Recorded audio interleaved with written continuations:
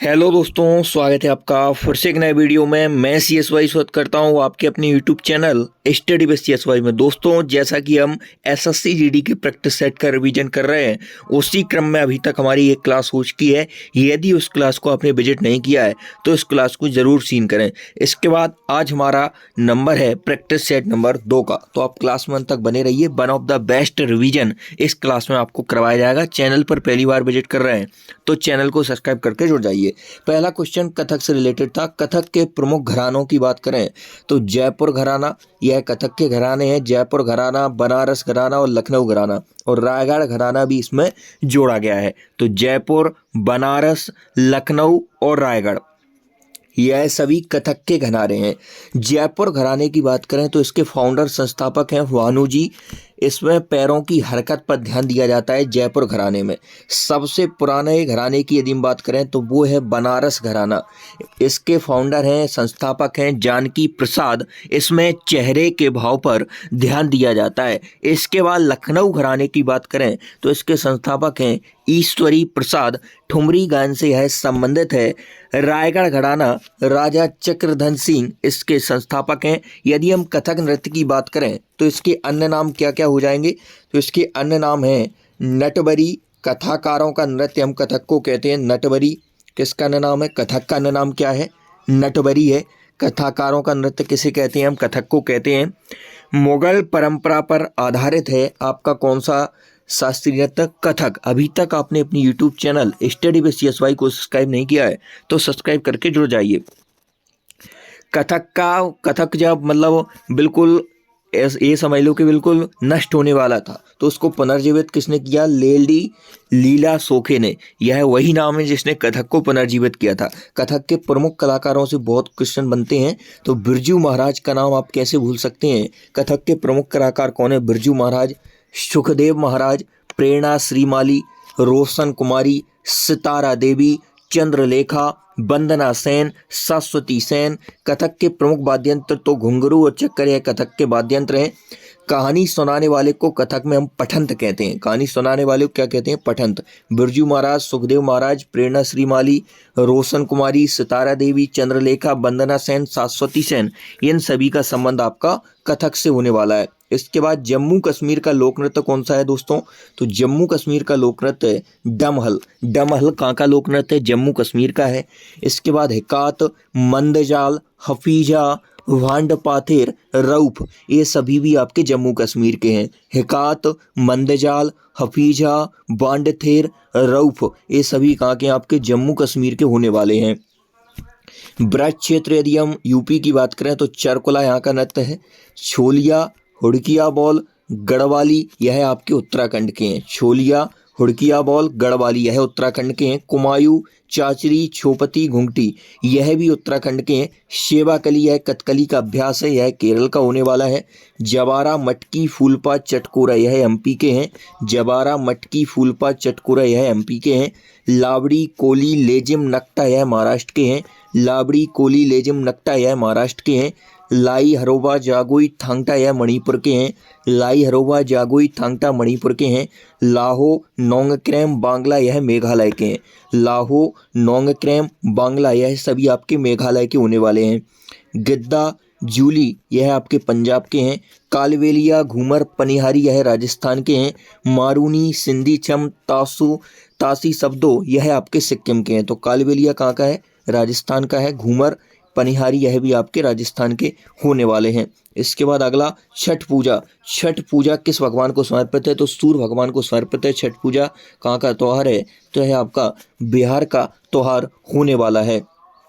इसमें माँ पार्वती के 6वें रूप की पूजा की जाती है। जो छठी मैया है वह माँ पार्वती का 6वां रूप माना जाता है। कार्तिक माह शुक्ल पक्ष की षष्ठी को छठ पूजा मनाया जाता है। छठ पूजा कितने दिन तक मनाते हैं? तो 4 दिन तक छठ पूजा को मनाया जाता है। छठ पूजा 4 दिन तक मनाया जाता है। पहले दिन को हम नहाए खाए के रूप में मनाते हैं, दूसरे को खरान खाए, संध्यार्ध, तीसरे को उसर्ध, चौथे को मनाते हैं। छठ गीतों की प्रमुख गायिका थी जिनका अभी हाल ही में निधन हुआ है, शारदा सिन्हा। इन्हें पद्मश्री 1991 में, पद्म भूषण इन्हें 2018 में दिया गया। बिहार के प्रमुख त्योहारों की यदि हम बात करें तो सामा चकेबा, यह पक्षी प्रवास का प्रमुख त्यौहार है। सामा चकेबा बिहार का है। बिहुला, जीतिया, सरहुल यह झारखंड में और बिहार में भी मनाया जाता है। सरहुल को हम आदिवासियों का नववर्ष भी कहते हैं। तो किस त्योहार को आदिवासियों का नववर्ष कहा जाता है? तो सरहुल को कहा जाता है। सामा चकेवा कहाँ का है? बिहार का है। बिहुला भी कहाँ का है? बिहार का है। जीतिया, सरहुल ये सभी आपके बिहार के होने वाले हैं। इसके बाद वाद्य यंत्र से संबंधित क्वेश्चन, सुरबहार वाद्य यंत्र, इससे संबंधित कौन है? तो उस्ताद इमरात खान, यह संबंधित है आपके सुरबहार वाद्य यंत्र से उस्ताद इमरात खान। इसके बाद बात करें अलाउद्दीन खान और अली अकबर खान, यह सरोद से संबंधित हैं। अलाउद्दीन खान अली अकबर खान जी के पिताजी हैं। अन्नपूर्णा देवी इनकी बेटी हैं जो कि सुरबहार वाद्य यंत्र से संबंधित हैं। अली अकबर खान के आपके दो पुत्र हुए, आशीष खान और आलम खान, यह भी आपके सरोद से संबंधित हैं। करीम खान किस घराने से संबंधित है? तो किराना घराना के फाउंडर कौन है? तो करीम खान हैं। सरोद सम्राट के नाम से किसे जाना जाता है? तो अमजद अली खान को सरोद सम्राट कहा जाता है। किसे सरोद सम्राट कहते हैं? तो अमजद अली खान को हम सरोद सम्राट कहते हैं। अमजद अली खान के दो पुत्र अमान और अयान अली, अमान और अयान अली, यह भी किससे संबंधित हैं? आपके सरोद से हैं। एक फुटबॉल मैच की अवधि कितनी होती है? तो 45 मिनट की दो समान अवधि में आपका फुटबॉल मैच खेला जाता है। टोटल 90 मिनट इसकी अवधि होती है फुटबॉल मैच की, जिसमें से 15 मिनट का ब्रेक रहता है। 45-35 मिनट के दो क्वार्टर रहते हैं, 90 मिनट का टोटल समय, और इसे हम विशेष परिस्थितियों में 30 मिनट तक बढ़ा सकते हैं। पहला फुटबॉल वर्ल्ड कप कब हुआ था? 1930 में हुआ था उरुग्वे में, और उरुग्वे ही इसे जीता था। फीफा की स्थापना कब होती है? 1904 1904 में होती है। भारत ने फुटबॉल में सबसे अच्छा प्रदर्शन कब किया था? तो 1956 ओलंपिक में किया था, और भारत इसमें चौथे स्थान पर रहा था। भारत ने अभी तक ओलंपिक में फुटबॉल में कोई भी गोल्ड मेडल नहीं जीता है। इंटरनेशनल फुटबॉल संघ 1937 में इसकी स्थापना होती है। भारत फीफा में शामिल कब होता है? तो 1948 1948 में भारत फीफा में शामिल होता है। फुटबॉल मैदान की यदि हम लंबाई की बात करें तो 90 से 120 मीटर इसकी लंबाई रहती है। चौड़ाई 45 से 91 मीटर रहती है। गोल पोस्ट की लेंथ 7.32 मीटर, हाइट रहती है 8 फीट। फुटबॉल बॉल का वजन कितना होता है? तो 396 से 450 के लमसम इसका वजन होता है। इसके बाद आर्टिकल से संबंधित प्रश्न, आर्टिकल 15 में क्या है? तो राज्य द्वारा धर्म, जाति, नस्ल, लिंग या जन्म स्थान के आधार पर कोई भेदभाव नहीं होगा। 15(1) में है। 15(2) में मैदान, दुकान आदि पर आप जा सकते हैं। 15(2) के ए में है, और 15(2) के बी या 2 में कुआं, तालाब, स्नानागार, सड़क पर आप जा सकते हैं। 3 में है राज्य को महिला बच्चों के लिए विशेष प्रावधान करने का अधिकार है, और 4 में राज्य को सामाजिक और आर्थिक रूप से पिछड़े वर्गों के उत्थान के लिए विशेष प्रावधान की अनुमति देता है। यदि हम बात करें मौलिक अधिकारों की, तो यह भाग 3 में रखे गए हैं। भाग 3 में है मौलिक अधिकार, और आर्टिकल 12 से 35 तक मौलिक अधिकारों को रखा गया है। भारतीय संविधान का मैग्ना कार्टा मौलिक अधिकारों को कहते हैं। आर्टिकल 15 एक मूवी आई थी, उसमें एक्टर थे आपके आयुष्मान खुराना और निर्देशक अनुभव सिन्हा थे। सिर्फ भारतीयों को कौन कौन से मौलिक अधिकार प्राप्त हैं? जैसे आर्टिकल 12 से 35 तक आपके सभी मौलिक अधिकार हैं, लेकिन यह केवल भारतीयों को कौन से हैं? तो 15, 16, 19, 29, 30, 15, 16, 19, 29, 30, यह अधिकार केवल भारतीयों को हैं। जीवन और व्यक्तिगत स्वतंत्रता का अधिकार ये कौन से आर्टिकल में आता है? तो आर्टिकल 21 में आता है, जीवन और व्यक्तिगत स्वतंत्रता का अधिकार। आर्टिकल 19 की बात करें तो इसमें आपके 6 प्रकार के आर्टिकल अभी हैं वर्तमान में, पहले 7 थे, जिसमें जो छठवां था आपका एफ वाला 44वां संविधान संशोधन 1978 से हटाया गया। 19(1) में वाक एवं अभिव्यक्ति की स्वतंत्रता है, और बी में सम्मेलन करने की स्वतंत्रता, सी में संघ की, 4 में चारों ओर घूमने की स्वतंत्रता, ई में आपका निवास करने की स्वतंत्रता, 6 को हटाया गया, और 7 में व्यापार करने की स्वतंत्रता को रखा गया है। आपातकाल में कौन से जो आपके आर्टिकल हैं, जो मौलिक अधिकार हैं, वह आपके निलंबित नहीं होंगे? तो आर्टिकल 20 और 21 है, आपातकाल में भी आपके निलंबित नहीं होते हैं। बाकी जो आर्टिकल हैं आपके, वह सारे के सारे कैसे हो जाते हैं? निलंबित हो जाते हैं। वास्तविक गुंबद और मेहराब वाली पहली संरचना कौन थी? तो सुल्तान बलबन का मकबरा, यह मेहरौली न्यू दिल्ली में स्थित है, जो कि वास्तविक गुंबद और मेहराब वाली पहली संरचना थी। मकबरा शैली का जनक किसे कहा जाता है? तो इल्तुतमिश को मकबरा शैली का जनक कहा जाता है। इंडिया का पहला मकबरा सुल्तानगढ़ी का मकबरा है। सुल्तानगढ़ी का मकबरा है, इंडिया का पहला मकबरा है। इल्तुतमिश ने इसे अपने बेटे महमूद, जो बड़ा बेटा था, उसकी याद में बनवाया था सुल्तानगढ़ी का मकबरा। इसलिए इसने सबसे पहले मकबरा बनवाया, इसलिए मकबरा शैली का जनक भी हम किसे कहते हैं? इल्तुतमिश को कहते हैं। भारत का पहला उद्यान मकबरा कौन है? तो हुमायूं का मकबरा है भारत का पहला उद्यान मकबरा। हुमायूं का मकबरा यूनेस्को में कब शामिल हुआ? तो 1993 1993 में यह शामिल हुआ। इसे हमीदा बानो, हुमायूं की पत्नी थी जो, और जो अकबर की माँ थी, उसने बनवाया था। बलबन ने दिल्ली सल्तनत में किस सुल्तान के शासनकाल में वास्तविक शक्ति मिली थी बलबन को? तो महबूब शाह, जिसका शासनकाल 1246 से 66 तक चला, उसके शासनकाल में से वास्तविक शक्ति मिली थी। यह बलवान का दामाद था, बलवान का दामाद था महबूब शाह। यह टोपी सीकर अपना जीवन यापन करता था। इसके बाद इसे सल्तनत काल का औरंगजेब भी कहते हैं। तो सल्तनत काल का औरंगजेब किसे कहते हैं? महमूद शाह को कहते हैं। बलबन को इसने नायब ए मुमलिकात बनाया था, यहीं से बलबन को शक्ति मिली थी। बलबन का जो शासनकाल है वह 1265 से 1287 तक है। लोहे एवं रक्ति की नीति किसकी नीति थी, किसकी पॉलिसी थी? तो बलबन की थी। सजदा पेपोस कौन लाया था? सजदा पेपोस, पैरों को चूमो, झुको, बलबन के सामने है, बलबन की नीतियां थी।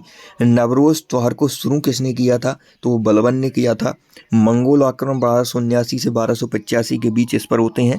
बंगाल विद्रोह 1279 में तुगलक खान ने बलबन के खिलाफ किया था। बलबन के उपनाम क्या थे? तो जिले इलाही, यह बलबन का उपनाम था, जिसका अर्थ होता है ईश्वर की छाया। वास्तविक नाम इसका बहाउद्दीन था बलबन का। जलाउद्दीन खिलजी की यदि हम बात करें तो जलाउद्दीन खिलजी, यह किलो खीरी, दिल्ली को राजधानी इसने बनाया था। शाइस्ता खां कहते थे इसे। इसे किसने शाइस्ता खां कहा था? तो कैकूबाद ने कहा था। इसकी हत्या इसके भतीजा थे अलाउद्दीन खिलजी ने कर दी थी। जलाउद्दीन खिलजी या खिलजी वंश का फाउंडर, संस्थापक था। ट्राइटन उपग्रह वरुण या नेपच्यून, वरुण या नेपच्यून का कौन सा उपग्रह है? टाइटन उपग्रह है। यूरेनस या अरुण, इसका उपग्रह टाइटेनिया है। टाइटेनिया इसका उपग्रह है। सबसे ज़्यादा उपग्रह किस ग्रह के हैं? तो वो हैं आपके शनि ग्रह के। सबसे ज़्यादा उपग्रह हैं किस ग्रह के हैं? शनि के हैं सबसे ज़्यादा उपग्रह 146, बृहस्पति के 92, बुध और शुक्र का कोई उपग्रह नहीं है। मंगल के फोबोस और डीमोस 2 उपग्रह हैं। सबसे दूर ग्रह आपका नेपच्यून वरुण है, इसका हल्का नीला रंग है। खोज इसकी विलियम हर्शेल ने की थी। सूर्य के सबसे पास ग्रह आपका बुध है, बुध सबसे पास है। उसके बाद शुक्र, पृथ्वी, मंगल, बृहस्पति, शनि, अरुण, वरुण। बुध, शुक्र, पृथ्वी, मंगल, बृहस्पति, शनि, अरुण, वरुण। यह सूर्य के नज़दीक से क्रम है ग्रहों का। क्षुद्र ग्रह किन के बीच होते हैं? क्षुद्र ग्रह की जो बेल्ट है वह किन ग्रहों के बीच पाई जाती है? तो मंगल और बृहस्पति ग्रहों के बीच क्षुद्र ग्रह की बेल्ट पाई जाती है। सबसे बड़ा क्षुद्र ग्रह सेरेस है, सबसे बड़ा क्षुद्र ग्रह सेरेस है। आंतरिक ग्रहों की यदि हम बात करें तो बुध, शुक्र, पृथ्वी, मंगल, यह आंतरिक ग्रह हैं। जोबियन ग्रह या बाह्य ग्रह या गैसीय ग्रहों की बात करें तो बृहस्पति, शनि, अरुण, वरुण, यह जोबियन, बाह्य या गैसीय ग्रह हैं। भारत का खुला समुद्री बंदरगाह कौन सा है? तो मुंबई का है। दूसरा चेन्नई का है। सबसे गहरा विशाखापट्टनम है बंदरगाह। भारत का पहला निगमीकृत बंदरगाह एन्नौर, तमिलनाडु का। सबसे बड़ा कंटेनर बंदरगाह न्यावा सोवा, जिसे हम जवाहरलाल नेहरू बंदरगाह भी कहते हैं, मुंबई का है। 7वीं पंचवर्षीय योजना 1985 से 90 तक आ जाती है। भोजन, कार्य और उत्पादकता का नारा इसी पंचवर्षीय योजना में दिया गया। पंचवर्षीय योजनाओं के कार्यकाल से बहुत ज़्यादा प्रश्न बनता है। जैसे प्रथम पंचवर्षीय योजना का कार्यकाल 1951 से 1956 है। इसमें लक्ष्य रखा गया 2.1 का, वो प्राप्ति हुई 3.6 की। सबसे सफल योजना, मतलब ये सफल रही क्योंकि 2.1 का लक्ष्य रखा गया और 3.6 पे प्राप्त हुआ, तो सफल रही प्रथम पंचवर्षीय योजना। दूसरी का कार्यकाल 56 से 61, तीसरी का 61 से 56। इसके बाद आपका गैप होता है तीसरी पंचवर्षीय योजना के बाद पहला गैप 1969 से 74, चौथी 1974 से 78, पाँचवीं इसके बाद फिर गैप होता है। इसके बाद 1980 से 1985 छठी, और सातवीं 1985 से 90, और इसके बाद तीसरा गैप होता है अष्टम पंचवर्षीय योजना 8वीं 92 से 97। पहली पंचवर्षीय योजना हैरेट डोमर मॉडल पर आधारित थी। कौन सा मॉडल है? Harrett Domar. दूसरी पीसी मालो यूनिवर्स।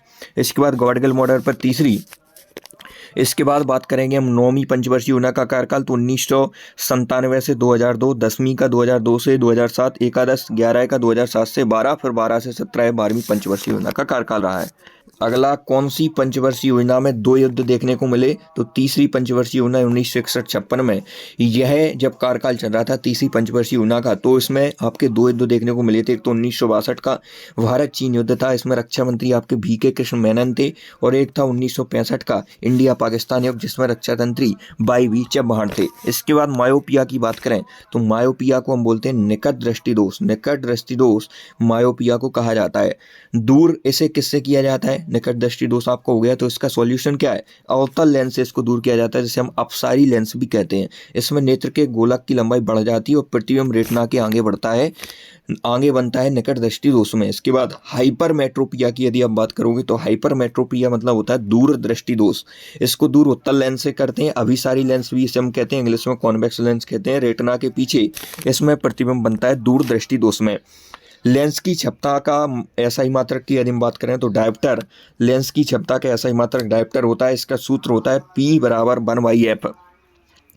वाट का SI मात्रक शक्ति होता है। ज्योति तीव्रता का कैंडेला, कारक का जूल होता है। कारक का जूल हो जाएगा, ज्योति तीव्रता का कैंडेला हो जाएगा, वाट का शक्ति हो जाएगा, लेंस की क्षमता का डायप्टर हो जाएगा। नारियल के तेल में कौन सा अम्ल पाया जाता है दोस्तों? तो नारियल के तेल में आपका लॉरिक अम्ल, लॉरिक एसिड पाया जाता है। SSC MTS में पूछा गया क्वेश्चन है, नारियल के तेल में कौन सा अम्ल पाया जाता है? Lauric acid.